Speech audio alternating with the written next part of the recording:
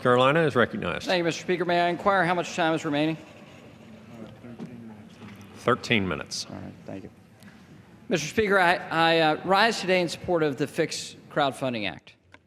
Mr. Speaker, these days, small businesses are struggling to find the financing investment that they need to start up, to grow. That affects jobs. It certainly does. Recently in my district, we've read reports that smaller counties in America, which used to lead the nation in the growth of new businesses, now have actually lost more businesses than they've created.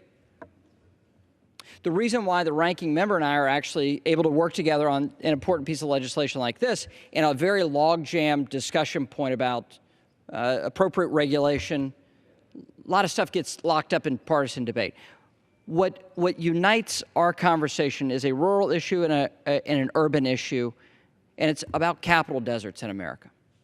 Now, everybody talks about food deserts. If you think about this, if you're not close to a grocery store, you can't get fresh fruit, fresh vegetables, you can't get food stuff for your family. But we have capital deserts in America. Capital deserts are about those areas that are not Boston, Austin, Silicon Valley. It's the rest of America that are struggling to get the capital they need so they can start a business, so they can grow a business. And I'm not talking about the next Google or Facebook, but maybe it is. I'm talking about a lawn service. I'm talking about a coffee shop. I'm talking about a baker who wants to sell her goods to a wider scale so that she can provide for her family. Those are the concerns that are real and that we can address in a real way before Congress today, tonight, in this vote. Investment crowdfunding is one way we can reverse this disturbing trend. And what this does is this bill allows us to expand what you're able to do through investment crowdfunding. 5 years ago in the Jobs Act, we had a revolutionary change to the way we allowed individuals to invest a little bit of money in their fellow man. Allowed men or women in local communities to invest in a local coffee shop. You didn't have to be a wealthy investor to get these great opportunities. You could be the average everyday investor like me or like many of my constituents.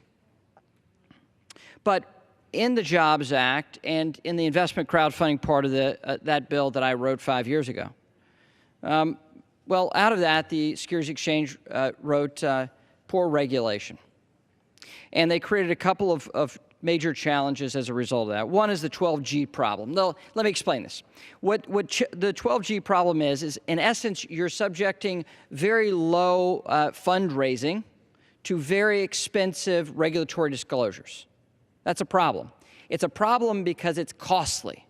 It's economically costly and restricts economic opportunity. We fixed that in the Fixed Crowdfunding Act. Another significant problem for crowdfunding is that under SEC rules, single-purpose funds are not permitted. Well, let me explain this. Single-purpose funds are like this.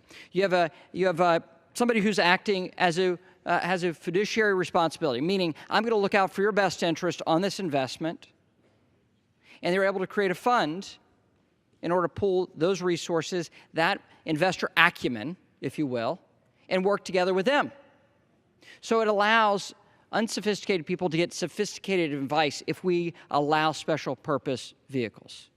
Okay, so these two very important provisions, understood at a very simple level, if we fix these things, we'll provide more economic opportunity, we'll have better investor advice, and we'll be able to expand and make real the utility of crowdfunding.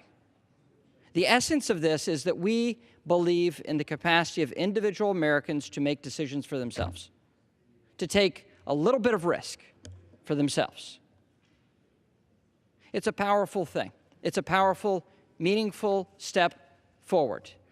Now, it doesn't solve the greater debate that we're having here in Washington on so many challenging issues of policy, where perhaps the left and the right don't see eye to eye. But on this, we came together, we were able to create a small opening of economic opportunity and try to get those resources out into the community.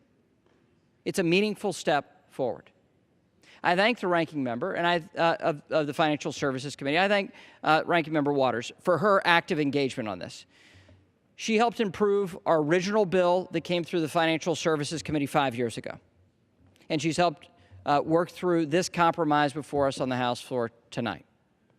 And while we may not agree on so many other issues of policy, we've worked together on two substantive areas of policy here in recent weeks. I think that's a hopeful sign. I think it's a positive sign. But what we're doing here today will expand that opportunity for millions of Americans to have that little bit of investment that they'd like to make in their fellow man, their fellow woman, to create new jobs, to provide new economic opportunity. So, ladies and gentlemen, I ask and encourage your support for the Fix Crowdfunding Act and urge an aye vote. And I yield back the balance of my time. Gentleman yields.